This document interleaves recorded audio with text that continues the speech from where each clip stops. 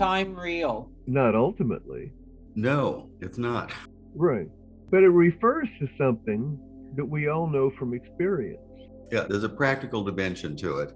Yes, but even though we've had the experience, can we know more than the experience in order to make it a fourth dimension, for instance? Which I like doing, but that doesn't make it real. Well, it's also one of those fundamental properties that you can't solve for, It's like saying, is matter real? You can't find it. It's helpful to think of it as real, but you really can't find it anywhere. Well, there are a lot of things that we treat as if they were real, even if we know that ultimately they're not, because our experience tells us it's practical to do so. Yes. We need concepts, apparently. Well, it's also one of those things that can't really be understood, like most of the properties of existence, because you can't get out of it to examine it. So what do? I guess the same is true with geometrical coordinates. We use them, but we never experience them. With geometrical what? Dimension. Oh, yes, right. X, Y, and Z axis, for instance. Right. We never experience those axes, but there's some use in considering them to actually be something. Oh, yeah, a lot of practical reasons for dealing with these things. Yeah. Well, you could say a little bit like sort of a take on Bell's theorem, I guess it was Bell, or was it somebody else, about if you can't have a system that's consistent and complete. There will always lie outside of the system something that is necessary. Is that Bell or is that Gödel? It might be Gödel. But anyway, whatever. So we have operations, we have concepts, we have various things that in their own domain are real. But there's some fundamental piece of reality that domain lacks. Yeah, you can't get out of the domain to make a pronouncement about it. Exactly. And there's not a meta position. There's no point of reference for real. Anybody else like to climb in on this one? I find time is a very good image for me to understand the difference between the one and the many. So I think I learned this from Wolfgang Smith many years ago. So we have, in the moment, we have kind of an experience of the now. So eternity makes a lot more sense than time does. Eternity is not difficult to understand, but you can see time as a scattering of eternity into moments. And the same must be true about space, but I find space harder to understand in that way. So time makes a good analogy where our being is scattered across all these moments, and that's why we're not real. But we're not separated from the real either. Wolfgang Smith uses, well, not just him, of course, the image is the revolving circle with the still point in the middle of it. And the further you get away from the point, the more moments you have and the more scattered you have, and the faster everything is rushing. Yeah, it is like a rotating wheel in that sense. I sometimes think about time being sort of like, it's like possibility getting smeared along. Right. Well, what did Plato say? It's the moving image of eternity, the image. Yeah, exactly. It's an area that things get spread out across, but they don't really need that dimension to be real. Yeah, it's tricky. Well, Seda Badria, I have a question. I think time ultimately is unreal. Why else would every New Year's Day I celebrate No Year's Day by reading J.M.E. McTaggart's book, The Unreality of Time, one of the traditions of mine. But yet, if time is unreal, how could I be celebrating No Year's Day on a certain recurrent basis? So, objectively, no, time is unreal. Subjectively, time is real. Yeah, that's it. Yeah. Well, I'm sure we've all heard it, but I, in my own head, went back to time is the way God keeps everything from happening at once. Yes, that's lovely. All right. Rilke wrote, "There is no measuring with time. A year doesn't matter, and 10 years are nothing. Being an artist means not numbering and counting, but ripening like a tree, which doesn't force its sap and stands confidently in the storms of spring, not afraid that afterward summer may not come. It does come, but it comes only to those who are patient, who are there as if eternity lay before them, so unconcernedly silent and vast. I learn it every day of my life. learn it with pain, I am grateful for. Patience is everything. It seems that since we live in a society based on speed, we, even as children, have no time to have patience, no time to ripen, no time to simply flow with the life in the never-ending flux of creation, cannot save the animals when we no longer have time to marvel and wonder at their beauty. Yet society forces us into this trap where we hardly have free time, and we are so exhausted in our free time that we waste that time in mindless activities. How may one slow down, be patient, and learn to live slowly when in this world driven to ceaseless acceleration? Slowing down and patience are pretty closely related. Patience is like being less attached to time in a certain way.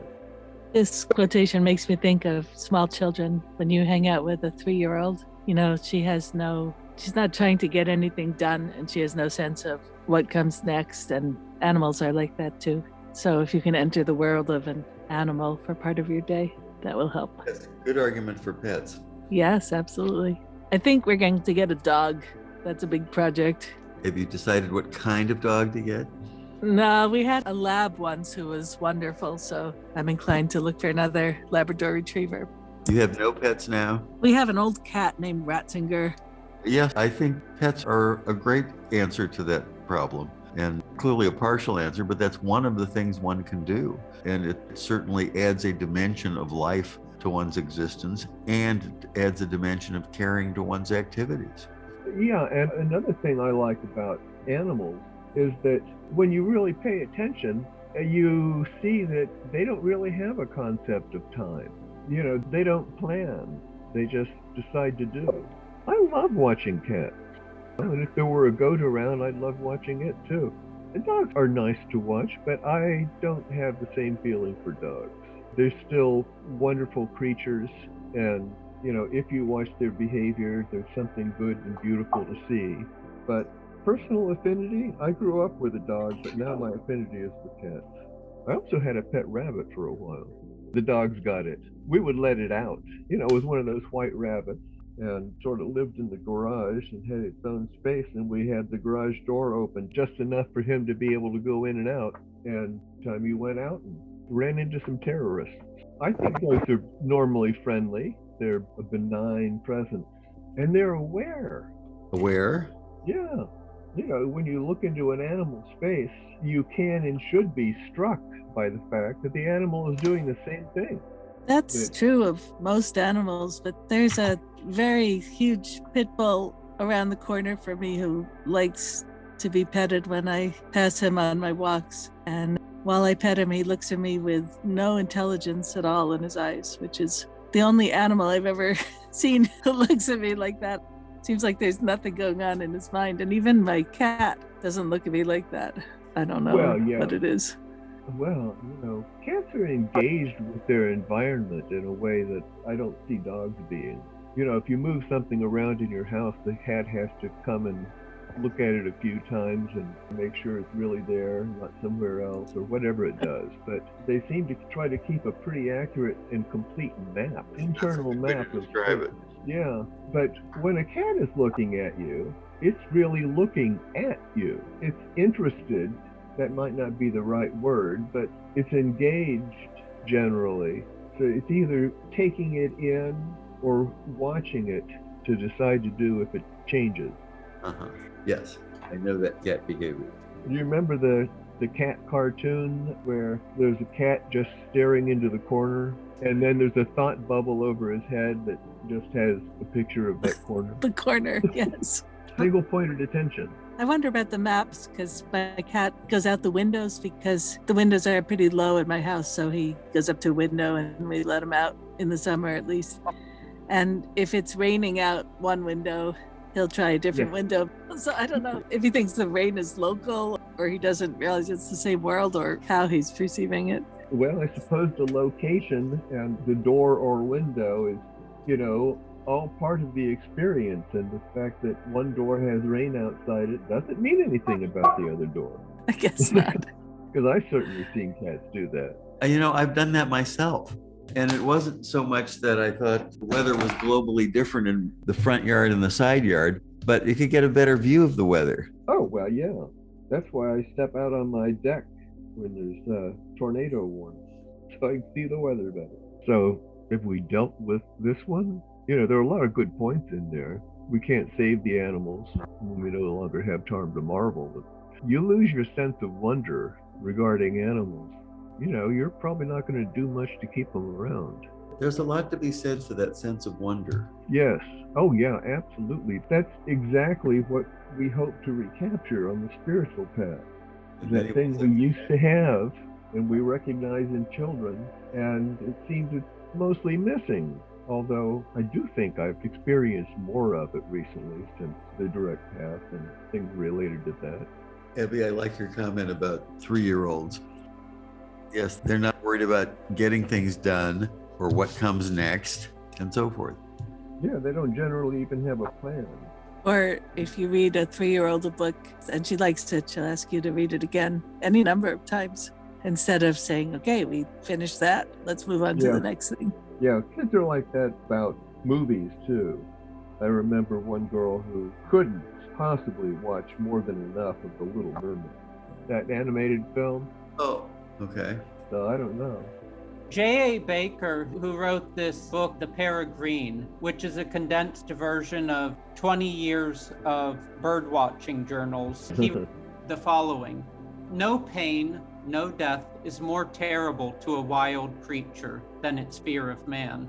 A red-throated diver, sodden and obscene with oil, able to move only its head, will push itself out from the seawall with its bill, if you reach down to it as it floats like a log in the tide. A poisoned crow, gaping and helplessly floundering in the grass, bright yellow, foam bubbling from its throat, will dash itself up again and again onto the descending wall of air if you try to catch it.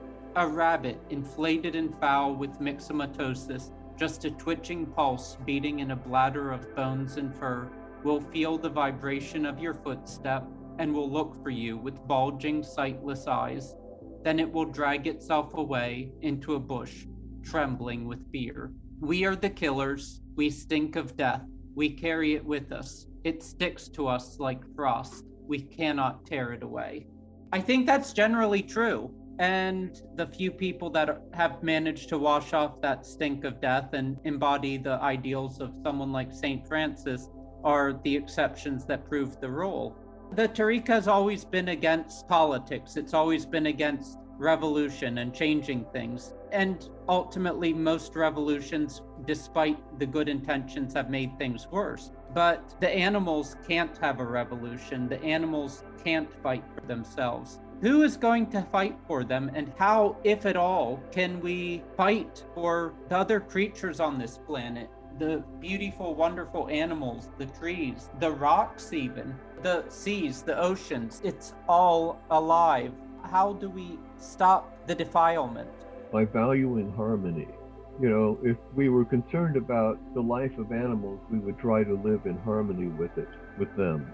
And if everybody tended to do that, we'd take care of the animals. Anyway, do you, all of you, have any resolutions for the new year? Let's go back to the animals. All right. It's a big question about what one does about our relationship with animals. And I think the world of caring for animals, or for that matter, animal rights, is just as divisive as the other factions of society we've seen. Well, because it pits people against each other. Yes, that's which true. Is to say, it kind of forgets about the animal. Well, I say this as somebody who gives the largest portion of my annual philanthropy to animal causes. And I consider credible causes like World Wildlife and Nature Conservancy and a couple of cat causes. But there are also some crazies out there, And I think PETA is one of them. Yeah, they tend to get a little crazy. They want to forbid the sale of live animals. Well, they want to be absolutist about stuff. Yeah, absolutist. No zoos, no pet stores. Yeah, absolutist and moralistic, a bad combination. Well said. Absolutist and moralistic is a bad combination. Well said and deserves to be remembered. I have big issues with zoos and pet stores. I think it would be best if we didn't have pet stores. I mean, nothing wrong with having a pet, but maybe it should be a bit harder for people to have pets, because a lot of people have pets who shouldn't have them. Well, Bloomington changed something in its regulations recently, and I didn't read the article, but the headline implied that they'd changed the rules for selling animals, and maybe it was just dogs, or maybe it was dogs and cats. Yes, the intent was to forbid puppy mills, which is certainly worth doing. But their response was to forbid the sale of any live animals. Well, as I say, I didn't read the details, but I'm sure it wasn't no live animals. I'm sure fish and things like that is still possible. Oh, I don't know. I don't know either. I don't think Bloomington's that absolutist yet. But anyway, it also means that if you want an animal, you should choose from the ones that are in need of a home. Animals so they never get euthanized, they get adopted. Yes. I think that's a big part about it. I know you said that absolutes are bad, but as part of the path for the last 20 years, I've been contemplating the absolute, and maybe that's helped to make me even more of an absolutist than I already am. So, if I had an organization for animals, it would be far less ridiculous than PETA, but far more serious and far more radical. Well, there's a place for that. But, there's a difference between the love of or seeking or contemplating the absolute and being an absolutist. Yes. Because that's, taking aspects of absoluteness and applying them to yourself. Sometimes I think the only difference is whether or not we like the cause. So you wouldn't call someone moralistic for standing up against racism or standing up for the oppressed or something like that. That's just morality. So I wonder if the same is true with absolutism, if everybody accepts the cause. Do you have any resolutions for the new year? No, my answer is short. I never make New Year's resolution, but not for any virtuous reason. Well, shall we think about making some? I could be more organized. How's that? Well, yeah, but that doesn't depend on New Year's. No, it's just an occasion to make that observation. Yeah, sure. But the day for resolutions should be every day, if there needs to be one. Yes, certainly. And how about you, Farasha? To save the world. Well, the problem with New Year's resolution, for some people, is that they become something that you can judge yourself on in a negative sense. Start berating yourself for not yet having accomplished your resolution. But that's not inherent in it. That's not required in the process. No, it's not required, but it happens all too often. Anyway, I think we can agree that anything that's worth doing should be worth doing no matter what the day of the year it is. Why wait for the new? Get it done now. Yeah, New Year's is good for becoming aware of, cycles of time and the passage of time. It might be a good opportunity to evaluate how you spend your time. Yeah. It's good to take a moment, and New Year's provides the moment to do some kind of reassessment, which shouldn't depend on New Year's, but then again, New Year's provides an occasion for doing that. Yeah, I don't think there's anything wrong with doing it on New Year's. I mean, cosmically, January 1st doesn't really have any significance. No, so not really. If and when I make resolutions to myself, I tend to do it on cosmically important dates, like a solstice. Yeah, I think that makes more sense. Before you all came on, we were talking about the moon and how the new moon, unless you're Muslim, I guess, not much is, we think about the first day of spring and the first day of winter, and we think about the sunrise, but nothing happens when the moon is new, in the secular world at least. And that's a shame, So maybe the new moon should be like a minor New Year's every month. Well, I used to, when I was out at night more often, pay attention to the phases of the moon because it's considered important, in the old Farmer's Almanac. And, I had heard that on the increasing moon is a good time to start a project at the new moon and during that first phase. And it's nice to think about that. It's like having a new year, noticing there's a new moon. Well, speaking of the moon, sometime in the last year, I discovered there was a second definition to the blue moon. There are two definitions of the blue moon. I don't remember the first one. I've heard it, but I don't remember. It's the second full moon in a calendar month. That happens like 3 times every 19 years. Yeah, that's why we have the expression blue moon. But there's another blue moon, and it happens because in some years there are, instead of 12 moons, there are 13 moons. And that means in some seasons there are 2 full moons, there are 4 full moons in a season. That apparently screws up the ecclesiastical calendar. And that's why I'm told 13 is an unlucky number. I thought that was an interesting confluence of facts. Well, it wouldn't be surprising. That was one of the things wrong with 13. But 12 is such a nice symmetrical number. Oh, yes. Perfect number. It's a magic number. It's a celestial number. Yeah, even without being primed. Even without being primed. Yes, that's right. Yeah. 12's everywhere. And so maybe 13 in some way symbolizes trying to do better than perfection. Possibly. I think the first thing we need to do is to reattain wonder at the sun and moon. Start with the sun and moon, the rest will follow. Good idea. It's a good starting point. It's pretty obvious. It's easy to see, it's hard to ignore. But it's also hard to get outside of our socialization. Think about it. From the time we're little kids, we're told that the sun is a ball of gas. Not that the sun is a god, not that the sun is our source of life, not that the sun is, this source of wonder. No, it's a ball of gas. It's so many billion years old, and it's going to go out in so many billion years. The moon, it's not this source of lunacy, not this source of mad, raving, spiritual ecstasy, not any of these other things. The moon is a rock, that's held in this circle orbit by gravity. If you believe that the sun is a ball of gas and the moon is a barren rock, then what's your hope for any sort of serious spiritual view of anything in life, really? Well, at least it gets you to look up in the sky where you might at least notice the vastness of something. But yeah, if all you ever see is the sun and the moon and you never actually really look at them or really experience them as deeply as possible, then yeah, I don't know what matters. Constellations are nice. Celestial events like eclipses and comet spheres, talking of, or last Christmas there was Jupiter and Venus were very close together. That's really good. It makes people look up, and even though there's scientific explanations, people still have a sense of wonder. Well, it still changes what we see. So we need more celestial events. I'll write to my congressman. We need more events that take our attention away from our little lives. Yeah.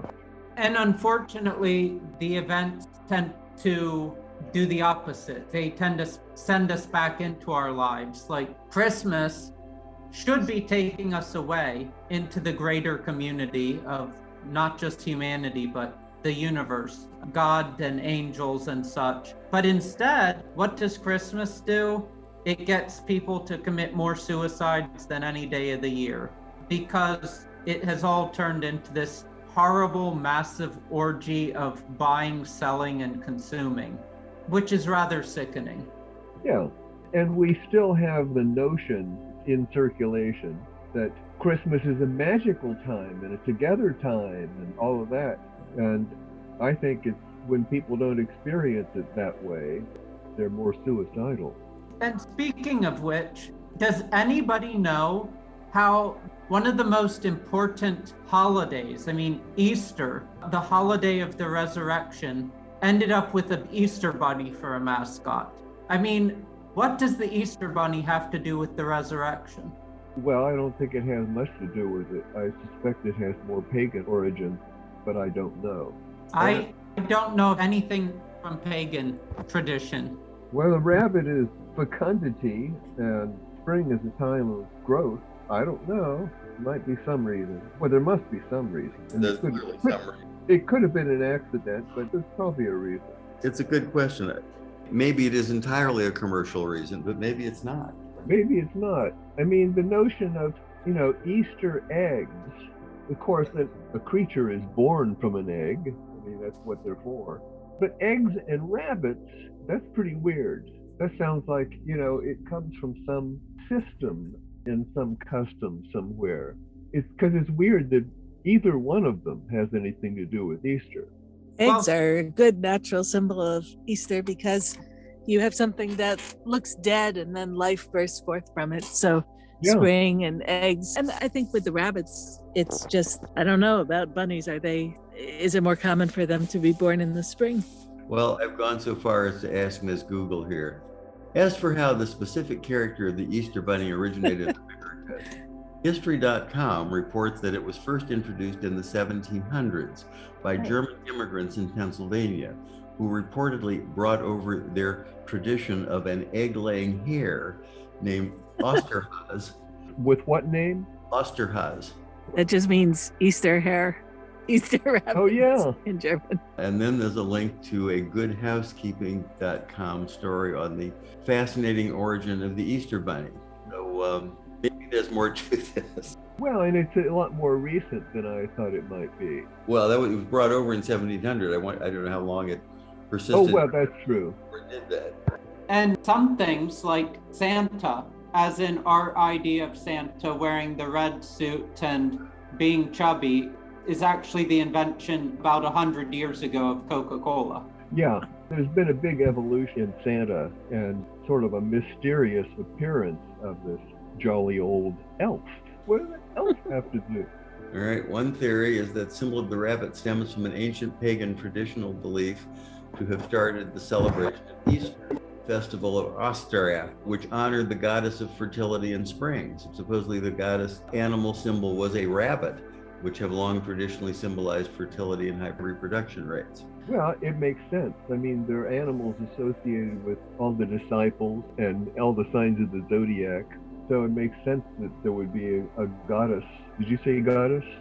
That had, as it were, a mascot or a symbolic animal that contains some of the same properties. Besides, you can get a rabbit to appear more easily than the goddess. Well, so there. All right.